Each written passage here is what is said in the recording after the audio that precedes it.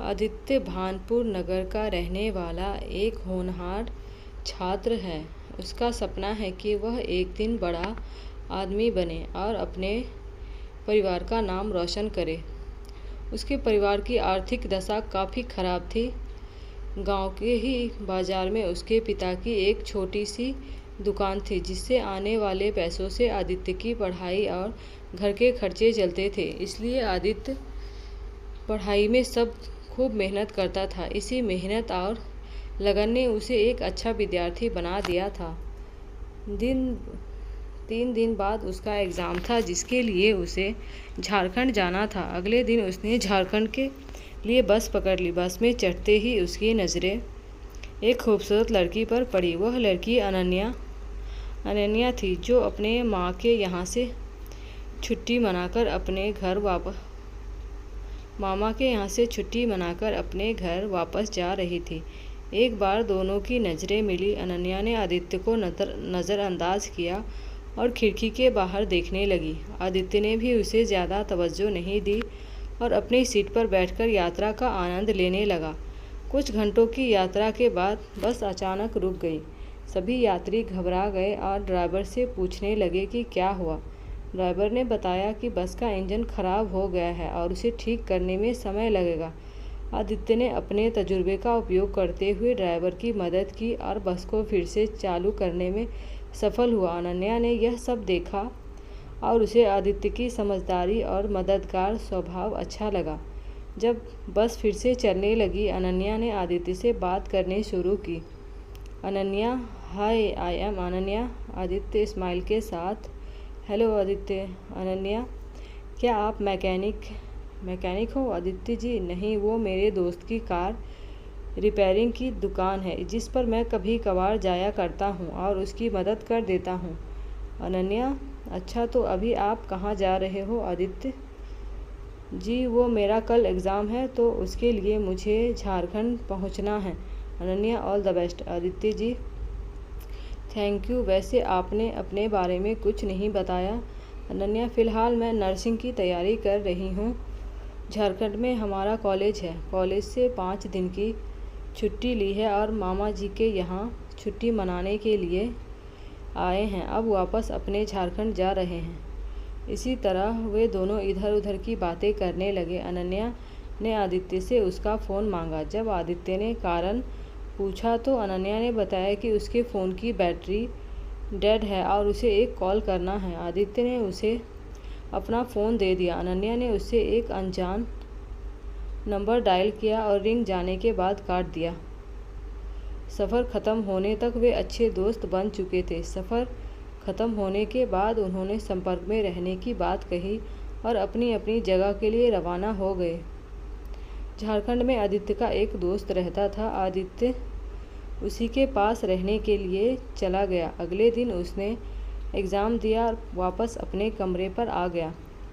आदित्य को कल अपने घर के लिए निकलना था, तो उसने अनन्या से इसके बारे में बात करने की सोची, लेकिन जब उसने फ़ोन अपने हाथ में लिया, उसे याद आया कि उसने उसका नंबर ही लिया।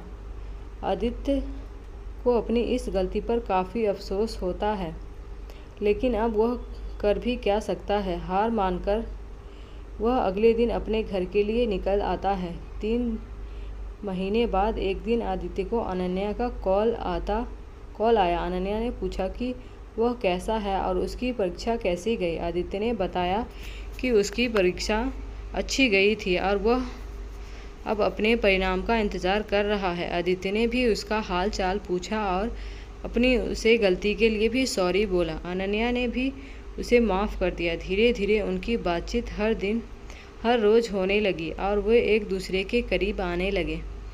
उनके बीच की दोस्ती अब एक गहरे रिश्ते में बदलती जा रही थी। एक दिन अनन्या ने आदित्य को बताया कि उसे अपनी फ्रेंड की शादी में जाना है, इसलिए वह थोड़ा व्यस्त रहेगी। लेकिन जब वह वहां पहुंची तो उसने देखा कि आदित्य परिवार के बुजुर्गों में बैठा बातें कर रहा है, तो वह हैरान रह गई।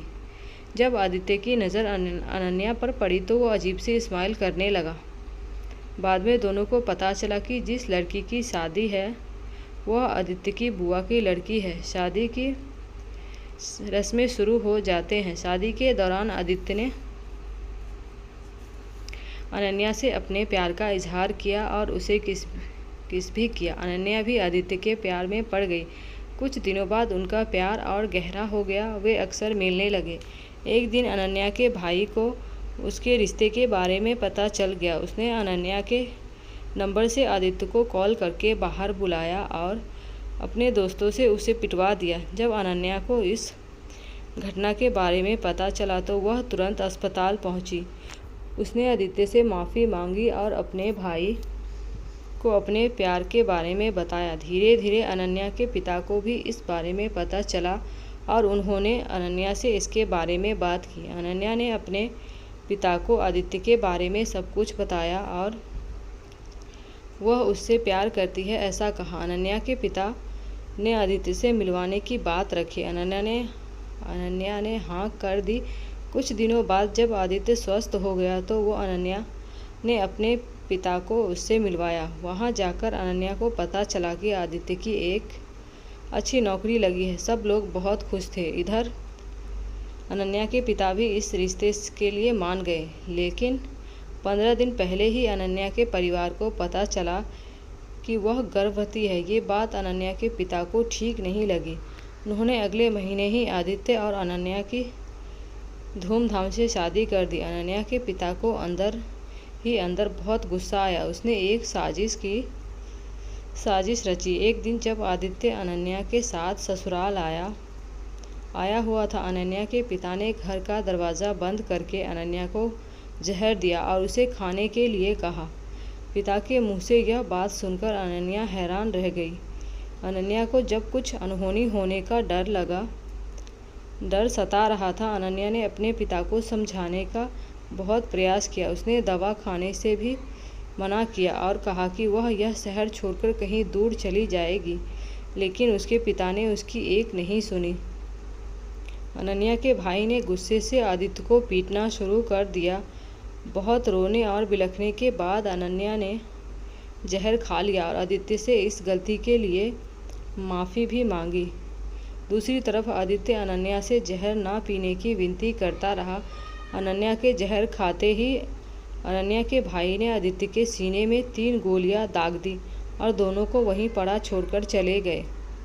आदित्य खुद को घसीटते हुए अनन्या के पास पहुंचा और उसे अपनी गोद में लेकर उसे न मरने की कस्में देने लगा। लेकिन कुछ मिनटों के बाद ही अनन्या की मौत हो गई। आदित्य भी अपनी अनन्या का सिर लिए मौत की नींद सो गया। इस तरह आदित्य और अनन्या की खुशहाल शादीशुदा जिंदगी शादी के मात्र कुछ ही दिन बाद पूरी तरह बर्बाद हो गई और उनका यह सच्चा प्यार प्रेमियों के लिए एक मिसाल बन गया।